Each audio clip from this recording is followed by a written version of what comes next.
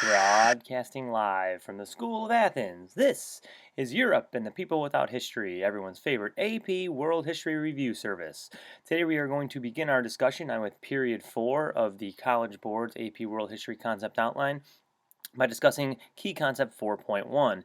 Just to make a note, this period is designated by the years 1450 CE to 1750 CE. It's roughly about the beginning of the Age of Exploration all the way until roughly the beginning of the Industrial Revolution. So that's what we're dealing with in period 4 altogether, but let's get started with Key Concept 4.1. Key Concept 4.1 says, the interconnection of the eastern and western hemispheres made possible by transoceanic voyaging transformed trade and religion and had a significant economic, cultural, social, and demographic impact on the world.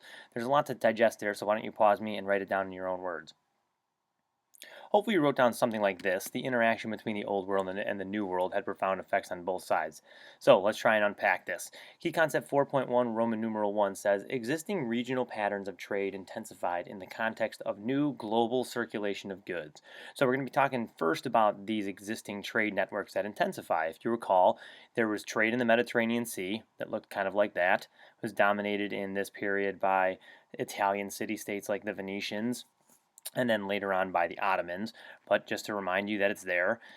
The Silk Road is also in a trade route that's intensified during this time period. There it is. As you recall, it had been controlled by the Mongols in the previous time period, and it is going to continue its influence. However, it's going to become more influential is going to be trade in the Indian Ocean, which is pictured right here. If you recall, the most important thing about the Indian Ocean trade is the monsoon winds that make it very reliable. Also, moving things via boat is much more efficient than moving things via camel.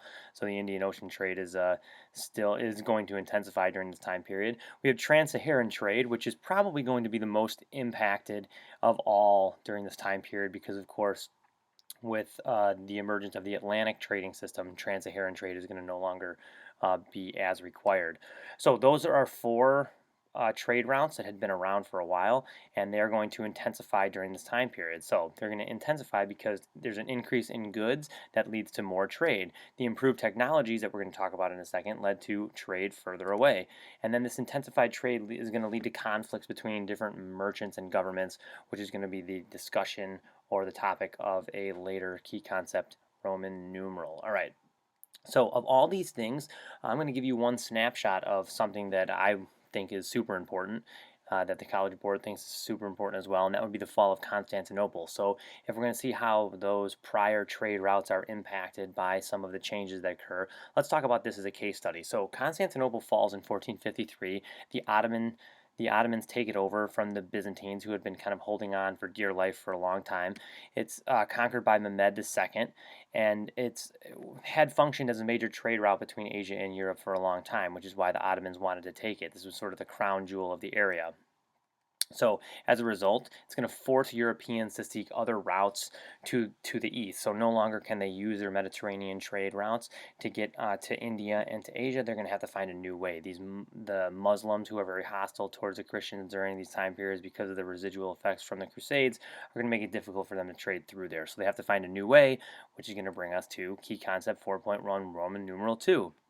European technological developments in cartography and navigation built on previous knowledge developed in the classical, Islamic, and Asian worlds. So, just to remind you that there had been previous maritime knowledge and advancements that had been made in earlier historical periods and in many regions of the world. The magnetic compass was developed in China, the astrolabe was improved upon in the Islamic world. The triangular lateen sail had been something that had been perfected early on by the Romans, not perfected, but introduced by the Romans and then improved upon by India, and then is going to be quote unquote perfected during this time period.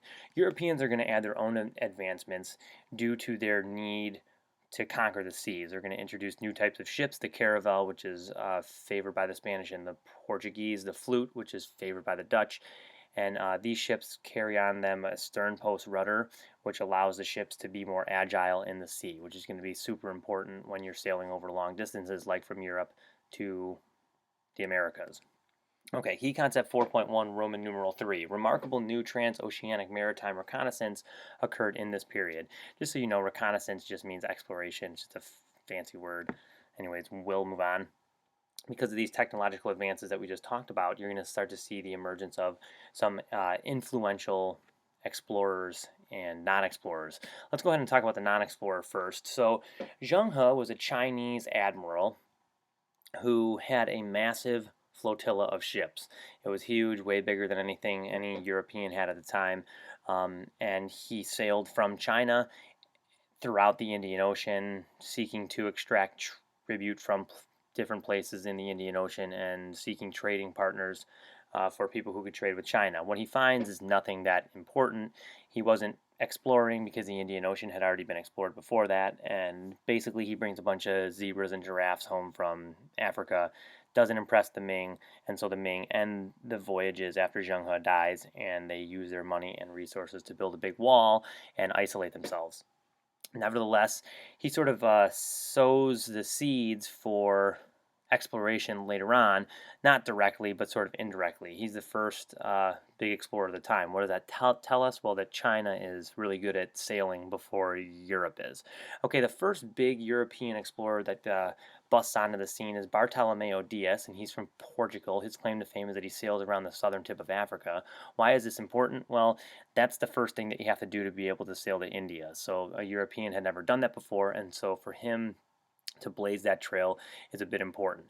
Now, shortly after he does that, Columbus makes his fateful mistake where he sails west to go east and runs into the Americas. This, of course, is going to be a watershed moment, not necessarily for exploration, because he finds something new and there's nothing else to find in the Americas once he runs into it. But it's a watershed because Spain and Portugal both are going to come over to the New World in large numbers. So that's why we would consider him a watershed. Any essay that's dealing with this time period could, of course, include Columbus and the Age of Exploration, and that this is a huge, huge driving force in history at the time period. Portugal's back on the map with Vasco da Gama, who completes Bartolomeo Diaz's initial voyage around the southern coast of Africa, and he makes it all the way to India, and he is followed up by Ferdinand Magellan, who famously gets killed on his circumnavigation of the globe, but nevertheless, the party which he led for a little while is the first to completely circumnavigate the globe. So these expeditions are of course, going to lead to subsequent expeditions and conquests later on. But like we said before, this is a real watershed, especially for Europeans, because they have access to new places throughout the globe. Okay, key concept 4.1, Roman numeral 4, which is a big one, says the new global circulation of goods was facilitated by chartered European monopoly companies and the flow of silver from Spanish colonies in the Americas to purchase Asian goods for the Atlantic markets. Regional markets continue to flourish in Afro-Eurasia by using established commercial practices and new transoceanic shipping services developed by European merchants. Wow. Okay, so if we break this one down, basically is what it's saying is that the new circulation of goods had a lot to do with these new European companies and the flow of precious metals, predominantly silver, from the Americas. Okay, I'm going to give everybody a tip right here.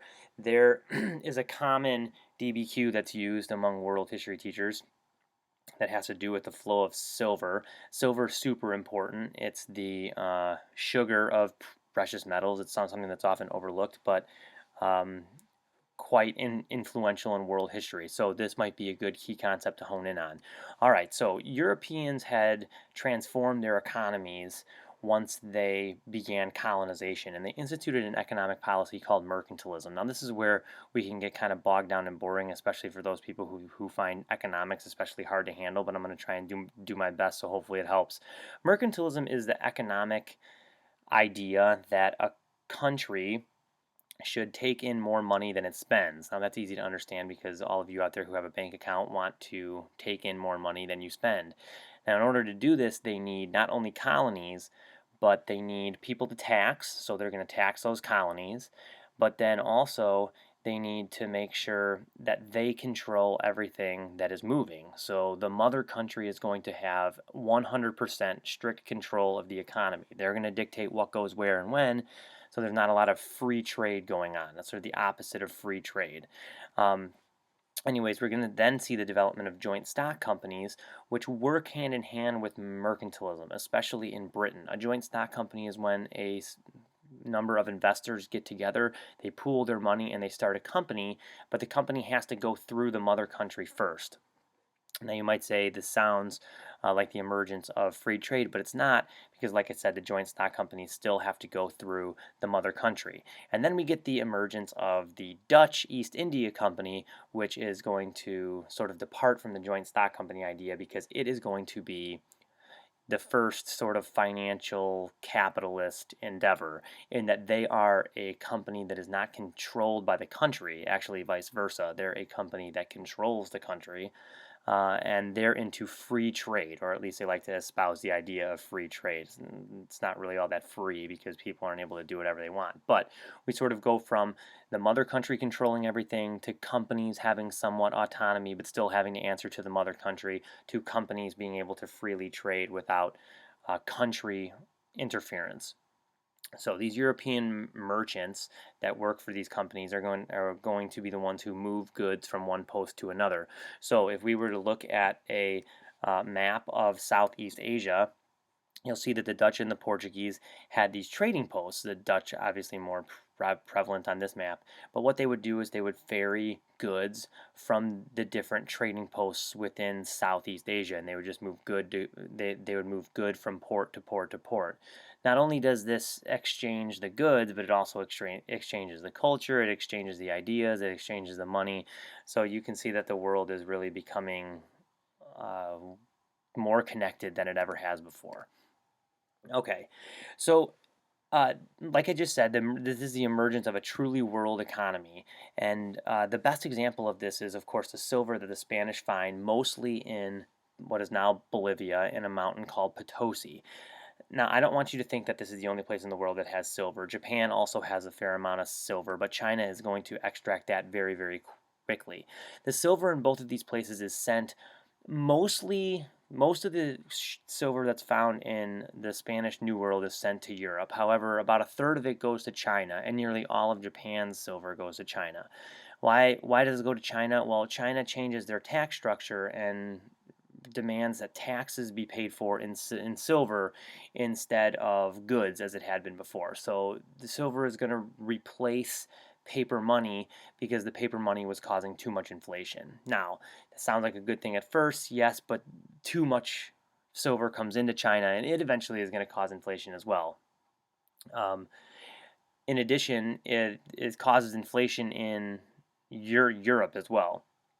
The demand that's created by the silver uh, just floods the market, and once the market is flooded with a lot of silver, it causes inflation, it causes high prices, and then people don't make as much money on the things that they sell and whatnot. It also is used to fund religious wars between various kingdoms in Europe, which is always a disaster. Some of the silver makes its way to India, but we're going to focus on China and Europe for now. Silver also alters the Americas, of course, because a lot of the Indian labor is appropriated to work in those silver mines for that silver extraction. Now, luckily for the Spanish, they just utilized the Midas system, which the Inca had been using for centuries, and therefore it was fairly easy for them to use the Indians to work in the mines. Silver extraction is very dangerous. It utilizes mercury, and so a lot of Indians got mercury poisoning, so often, in fact, that some families would maim their kids so they didn't have to go work in the mines. It's quite a sad, sad story. Okay, so now that you have all this precious metal and you have these raw materials that are able to be grown in abundance in the New World, you see the emergence of the Atlantic system. So the triangular trade, as it's often called, I don't want you to think that it's only one triangle. It's a series of triangles, which you can see on that map with the different colors. But this is going to be another trading system that's going to emerge that will be a partner to the ones that we talked about earlier in this episode. But really, this is an important one because it's going to integrate Africa, Europe, and the Americas. Of course, Africa is going to be connected to the Americas via the heinous Middle Passage, which will be the subject of another key concept later on. Okay, key concept 4.1, Roman numeral 5 says the new connections between the eastern and western hemispheres resulted in the Columbian Exchange. So if you don't know what the Columbian Exchange is yet, you need to know it. This is probably one of the most important things. There will be a question about it in one way, shape, or form on the AP test. You can bet your buns that it'll be there. The Columbian Exchange, of course, was the movement of goods, ideas, people, pathogens, animals from New World to Old World and vice versa after Columbus's voyages. So there's a map. You can pause it and write those things down if you want to. This is a fairly popular map to show, so there's a good chance you've already seen it. But here are the things that I deem most important. Goods that are traveling to the New World, so traveling to the Americas. The most important one is sugar, of course, for how it's going to impact not only the land and destroy the environment, but also how it's going to impact Africa and the New World by the introduction of plantation systems that utilize slavery as their labor force. Smallpox, of course, is an important one because of all the death and destruction it causes. Domesticated animals, because of course the New World didn't have any, so this is going to radically transform farming, then also brings disease and destroys the landscape. Sheep, remember sheep. Sheep are the one, they kill more species than humans in the history of the world, and that's really saying something because humans have destroyed a lot. And then of course wheat, which is going to improve the diets of a lot of people, even though we all know wheat is a devil food and that you shouldn't eat it. Okay, goods that go to the old world are going to be all those healthy things, usually healthy things that we associate with European countries today, but didn't really start out there. So potatoes and tomatoes, of course, which we like to associate with Ireland and Italy respectively, were native to the New World. They go over to Europe and Afro-Eurasia. Corn goes there, tobacco goes there, and cocoa goes over there. Of course, the first three on this list are going to improve nutrition in the old world and are going to allow people to live longer. Tobacco, of course, is going to give a lot of people lung cancer, so it's kind of like a gift from the new world to the old world, is like an exchange for smallpox. That's nice. But anyways, there are a lot of effects. Okay, so now let's talk more specifically about the effects of the Columbian Exchange, the effects on the New World. Of course, we have the massive amount of death that's caused by smallpox.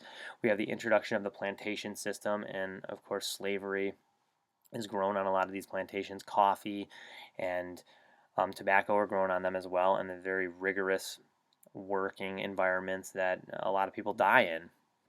And it's very, very unfortunate. We also see the destruction of the environment because tobacco and sugar don't grow natively where the Europeans grow them, and so they extract a lot of nutrients from the soil and make it hard to grow stuff there for a long time. Silver depletion, the mines in Potosi run dry very quickly because the Spanish just hoard and take all the money that they can as fast as they can. Okay, the Columbian Exchange also has massive effects on Europe in that it improves the nutrition, which of course is going to increase the population capacity. It increases the supply of silver, which crashes the economy, and also helps create ideas of superiority because the Europeans see themselves as being better than the Indians because they don't die from the diseases that the Indians do die from, which is largely the result of the Indians being cleaner and more hygienic than the Europeans, but that's not something that we will deal with here. The Columbian Exchange also has massive impacts on Africa, seeing as though the slave trade is going to devastate the population, and also it increases warfare between African societies. So if you thought that this was going to be a happy episode, apparently you were wrong. Now I have a question. These things that the Europeans are extracting from the earth are often seen as free gifts of nature. Now, I want you to perhaps stop and think to yourself. This isn't the time for a philosophical break, but just think to yourself. Are the things that the world grows really free gifts of nature? I'd be interested to hear your responses and comments if you want to take the time to stop and think about that one. Are natural resources free gifts of nature, or should they be something that's shared by everybody? Interesting. Okay, key concept 4.1, Roman numeral 6, says the increase in interactions between newly connected hemispheres and intensification of connections within hemispheres expanded the spread and reform of existing religions and contributed to both religious conflicts and the creation of syncretic belief systems and practices. So this is where we're going to get see that religions change as a result of these new interactions. And we'll go through these kind of quick. You can, of course, seek out more information on your own with these if there's something here that you haven't heard of. So Sufism, which is a sort of mystic type of Islam, is going to spread throughout the Islamic world. It's popular in Anatolia in the Ottoman Empire. It's also popular within the Safavid Empire because they have a bit of Sufism that's interlaced with their Shiism.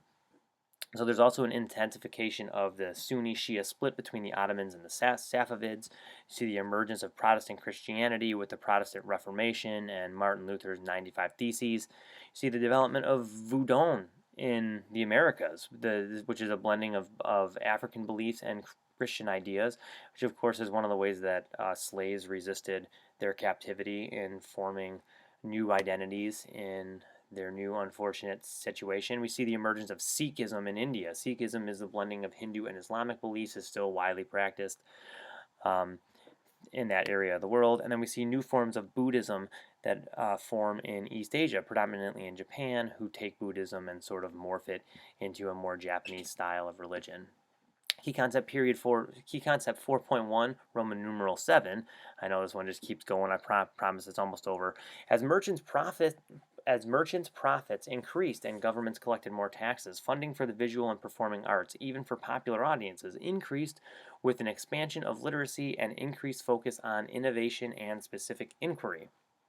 So, for this one, we're talking about how the more money that's in circulation, largely due to silver extraction, is going to allow for a number of cultural changes. So we see more funding for the fine arts, which of course is best exemplified by the European Renaissance, and Michelangelo and Shakespeare are made famous by this.